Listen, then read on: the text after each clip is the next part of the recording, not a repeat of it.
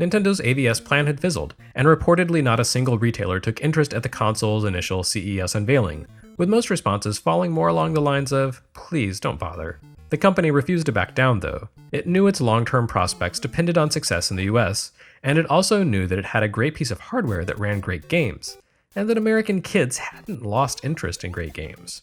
The trick would be to get those great games through the retail gatekeepers and into the hands of those millions of potential fans. The Versus Unisystem arcade series represented a first step in that direction. Nintendo already had a vending amusement distribution setup in place, and it was a simple matter to slip modified Famicom hardware and games into that network. Home retail would be a trickier beast. Nintendo's Game & Watch gave it a modest footprint in toy and department stores in the US, but tiny standalone a la carte LCD devices barely any larger than a pack of playing cards were a very different prospect from a full-sized console with massive peripherals and a dozen or more games to go with it. While the games themselves were fairly compact and represented a modest risk, there was no pick-and-choose approach with a console. Selling games also meant selling systems and peripherals, and all of those things combined added up to a considerable commitment of shelf space, an end cap, or a double-wide display section of racks, or a huge chunk of valuable high-visibility behind-the-counter space. Nintendo's initial solution, to present the AVS as a multi-pronged computer toy, including a video robot that could help play games, was in many ways counterproductive. So between 1985's winter and summer CES events, the company overhauled the console itself rather than simply shuffling around the add-ons that went along with it. Designer Lance Barr came up with the basis for the system's final design, which is now known as the Nintendo Entertainment System.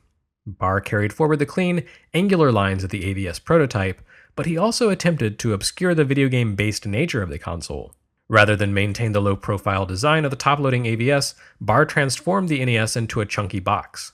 Molded in various neutral gray tones with a tiny touch of red for its power-on LED, its silk-screened branding, and its function displays, the NES had a staid, sober appearance, like a typical 80s entertainment appliance. According to Famicom designer Masayuki Uemura, the hardware's American case was meant to resemble VHS decks, camouflaging the fact that the system existed for the sole purpose of playing video games.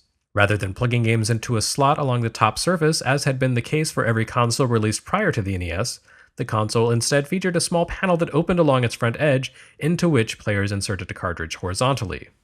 Of course, the ever budget-conscious Nintendo didn't integrate the sort of automated loading and eject system you'd find in a nice VCR. Rather, the NES contained a spring-loaded mechanism that required you to physically press the game into place. Once seated, a small amount of downward pressure would cause the cart loading mechanism to unlatch and spring back to return the game to the panel window. NES cartridges came in a single standard case design. A wide groove ran along the length of the cart, narrowing to a thin tab at the top which allowed players to grasp the game and remove it gently from the console. As a piece of social and mechanical engineering, the NES's so-called zero-force insertion slot was a work of art. As a functional mechanism in a device used daily by careless children, however, it turned out to be something of a disaster. The pressure exerted by the odd insertion angle involved with the ZIF cart would eventually cause the connector pins inside the console to bend out of alignment, which was especially problematic thanks to the new security measures Nintendo built into the console. When the chips bent out of alignment, the security chip could no longer properly read the cart, resulting in flashing screens and a useless console.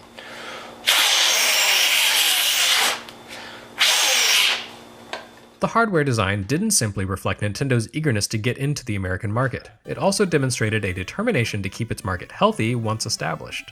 By the time the NES launched, the Famicom market was already beginning to spiral out of control. Third parties had appeared on the scene in the middle of 1984, and while those first outsiders produced pretty good work, the growing popularity of the Famicom caused a gold rush effect that threatened to inundate the Japanese market with low-quality garbage, precisely what had happened with the Atari 2600 market in the US. By 1986, Japanese press pundits were lamenting that the Famicom boom was over, that the console had been buried beneath mountains of trash. Around the same time, Famicom's first pirate cartridges, such as the slightly pornographic Super MARUO-chan, began to appear. Because Nintendo hadn't built any control mechanisms into the Famicom hardware, its domestic market was more or less unregulated. Having learned its lesson, the company installed a security lockout chip into the NES to require third parties to seek an official license in order to publish for the system in America and Europe. Nintendo also used this requirement to force publishers to use Nintendo's manufacturing facilities to produce games. This enforced a strict limitation on the number of games that a single publisher could release each year, and also allowed Nintendo the right of concept approval and to turn down genuinely terrible games altogether. Unfortunately, this means we never saw the visual variety present in the roll-your-own Famicom market, and that games made for special custom chips, like those developed by Sunsoft and Konami, had to be reworked for Nintendo standard MMC series ROMs. More critically, the design of the ZIF mechanism could cause the 10 NES security pins to fall out of alignment, making it impossible for games to boot at all until the NES's innards were repaired or replaced. And even with Nintendo's supposed seal of quality, there were still plenty of awful NES games, though you rarely saw the kind of utter low-end trash that cluttered the Famicom market here in the West. Eventually, a handful of publishers learned to circumvent the lockout chip, but by that point Nintendo had an effective hammerlock on the US market and could pressure retailers into not selling unlicensed carts. Sell unauthorized software, the warning went, and we'd cut off your supply of official NES releases. Since the NES was the hottest toy of the year several Christmases running, that was no idle threat. Nintendo traveled the road from unwanted reminder of a failed fad to monopolistic superpower in just 3 or 4 years. Quite a feat. By the end of the 80s, the NES had a roughly 90% share of American console gaming. This impressive statistic largely reflects the fact that Nintendo essentially rebuilt the American console market from nothing. They shouldered their way into retailers across the country, despite the box office poison that console games represented. By the time they had re-established the industry, they had enough reach and clout to lock competitors out of the running. Technically, Sega's Master System offered a superior experience, but it arrived about a year after the NES, and its American distributor, Tonka, lacked Nintendo's fire and determination. By the time Sega took back the reins, the Master System was a write-off. Meanwhile, Atari had its 7800 console waiting in the wings. The 7800 had technically been in the works and ready to go around the same time that the AVS made its initial showings, but the same factors that kept Nintendo locked out of the US at first also worked against Atari, who on top of that was in the process of reeling from and fragmenting in the wake of the 1983 market crash. Ironically, Nintendo had initially attempted to partner up with Atari to distribute the Famicom in America. They'd even had HAL Laboratories throw together some Atari arcade conversions for Famicom as proof of concepts for Atari. It's hard to imagine how differently video game history might have shaped up if the timing of this would-be deal had played out somewhat differently. Would Atari have localized the NES and promoted it to be a medium-defining success? Or would they have used their distribution deal to lock the Famicom out of the US market and ensure all competition to the 7800 was stifled in its crib? It's impossible to know, of course, but given the turbulence and drama that defined Atari following the console crash, it's hard not to think that Nintendo, and perhaps the console market as a whole, dodged a bullet.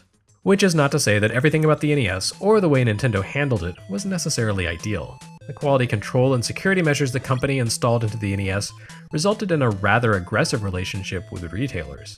This in turn led to allegations that Nintendo was breaking antitrust laws, allegations that the Justice Department substantiated. Nintendo's licensing structure worked wholly to Nintendo's advantage, and while third parties definitely stood to profit from publishing on NES, a miscalculation, or even an inexplicable arbitrary decision by Nintendo, could lead to ruin. The company's strict rules alienated many publishers, which worked to Sega's advantage when the Genesis arrived in 1989. Nintendo never really lightened up, and with each successive console generation, third parties became more and more likely to abandon ship and head to the friendlier pastures of other consoles. These days, the idea of a Nintendo home console as a haven for third-party innovation seems downright fanciful. To be fair, the NES may have been the first platform to play hardball with licensees, but it was hardly the last, nor would Nintendo be the only first party to experience an uneasy relationship with its partners. The unfriendly restrictions Nintendo created for the NES would become the model for all consoles to follow, and even PC gaming adheres to the same concept to a certain degree thanks to the success of Steam. All of these ephemeral business matters helped define Nintendo's business and open the door for the NES to create a foundation for the modern video games industry. They don't, however, explain precisely why the NES became such a tremendous hit, why it commands such enormous mindshare among gamers who grew up playing it, and why its games and their iconography feel familiar to so many children who began gaming long after the NES's heyday. In short, the NES succeeded because it played host to hundreds of memorable video games. The console acted as a petri dish for creativity and innovation. The best NES developers built on one another's great ideas, straining to achieve as much as possible within the cramped confines of the hardware. The system's creative pinnacle came after the arrival of far superior hardware in Japan, such as NEC's PC Engine, the TurboGrafx-16, and Sega's Mega Drive, the Genesis. NES software actually reached its peak technical prowess long after the Super NES versus Genesis war had begun to consume American living rooms.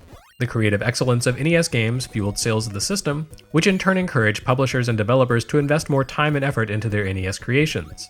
It was the best kind of feedback loop, a perpetual engine of great games and great earnings. Even now, more than 3 decades after its debut, the NES remains the iconic image of retro gaming. Aftermarket mods and innovative clone systems vie for attention, even as Nintendo produces its own mini-NES as a stocking stuffer. Meanwhile, NES games continue to climb to stratospheric prices as more and more fans look to become collectors, with obscure games suddenly spiking in desirability every time a popular YouTuber draws attention to them. The NES continues to inform game design, with modern masterpieces like Axiom Verge and Shovel Knight carefully studying the best games in Nintendo's 8-bit pantheon and recompiling them into new inventive forms. Nintendo didn't invent video games. The NES didn't create console gaming. And yet it's here in this humble gray box that the seeds of an industry that would continue to grow for decades and eventually come to be worth billions of dollars would take root.